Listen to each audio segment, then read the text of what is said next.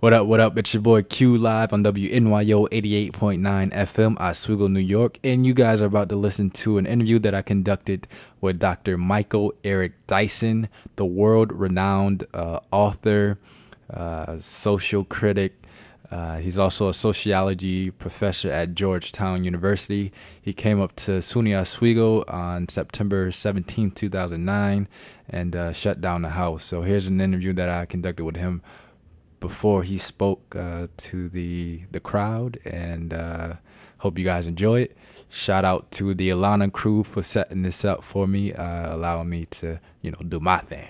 So all feedback is wanted and needed, and appreciate it, and appreciate you guys. So I hope you enjoy. Take a listen. Without further ado, here it go. First of all, I'm just going to ask you, can you tell me a little bit about why you're here tonight, and what's your message that you will be conveying to the students tonight? Right. Well, I'm honored to be here tonight as a keynote speaker for the Alana Conference, or at least during this conference, to express my ideas about diversity and ethnicity and race in America, to talk a bit about the current climate of race and racial discourse and how we can overcome some of the bitter bigotries and the barriers from the past to forge a connection and a coalition among multiple groups as we constitute a vibrant quarter of American citizenry. So I'm here just to help facilitate that dialogue and discussion.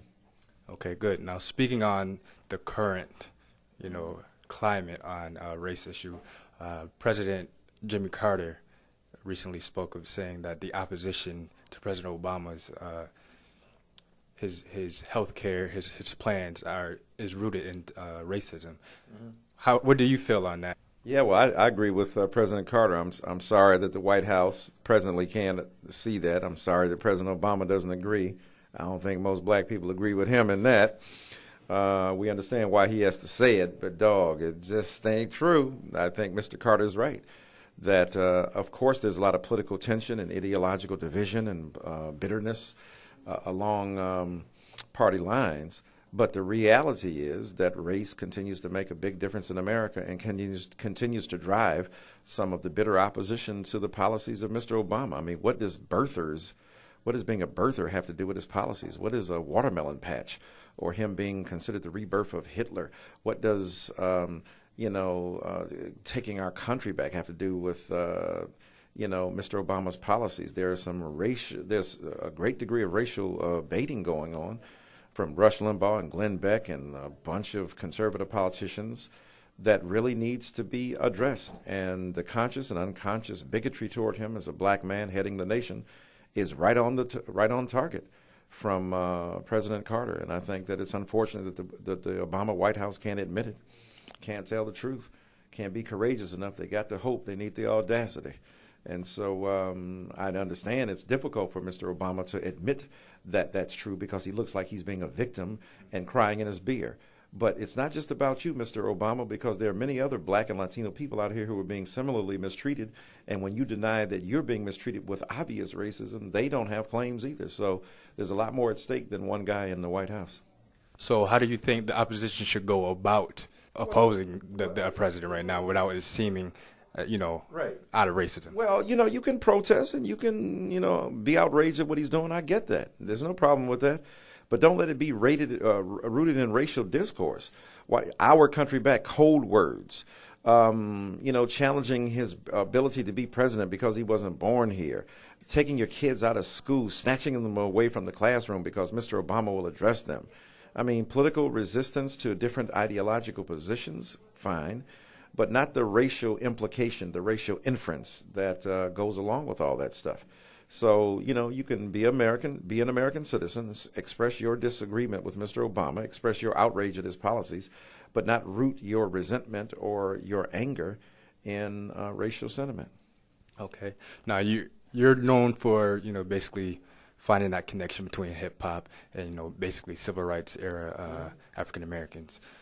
With the recent, Kanye West episode and President Obama being quote unquote off record and calling Kanye West a jackass, what are your thoughts on that? First of all, what are your thoughts on Kanye's outburst, and what are your thoughts on this tape being leaked to the public that was supposed to be quote unquote off the record, that basically shows our black president, calling Kanye West a jackass? And by the way, it's also basically pushing away from the real issue at hand, which is healthcare, the plan, and the policies. Right.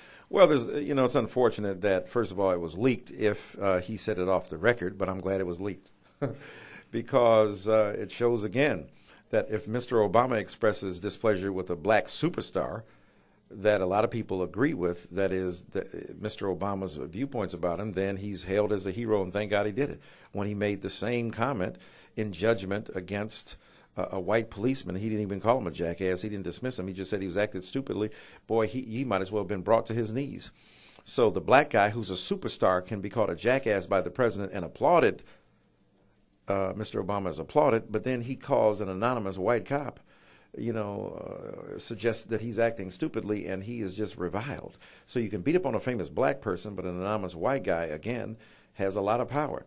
And it just shows, again, Mr. Obama, that race makes a big difference, and, how you call people out. I think part of the problem with Obama's comment to many white people is, how dare a black man weigh in on the intelligence and stand in judgment of the intellectual and mental capacity of a white man.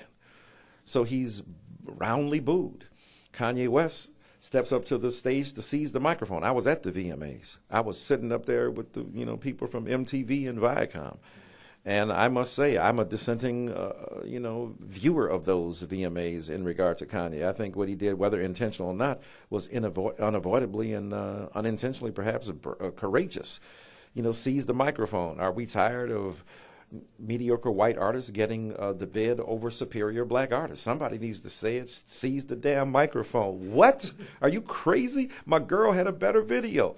Thank God. So you believe Beyonce had the better video? Without question. I mean, come on, dog.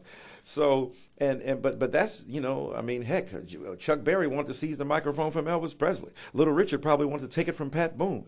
Inferior white artists who were being celebrated over and feted over superior black artists. And when we read it in the context of that, Kanye's, reaction was far more significant and substantive, whether he intended it or not. He could be a jerk and a jackass. He could be a guy who's self-important. But at the end of the day, the consequence of his actions may suggest that they fit into a broader pattern of dismissal of black intelligence or skill. Serena Williams was booed on the same stage. Why was she booed? Because she got angry and hollered at a line judge and cursed him out. John McEnroe did that on a regular. Nobody got in his grits the same way that they did against Serena. Michael Jordan came out, told the truth about what he felt finally after keeping quiet all these years. They dogged him. So black anger is unacceptable in the age of Obama. And what we have to do is say, hey, Obama is one paradigm of blackness. He ain't the exhaustive paradigm of blackness. He's one way of being black. He's not the only way of being black.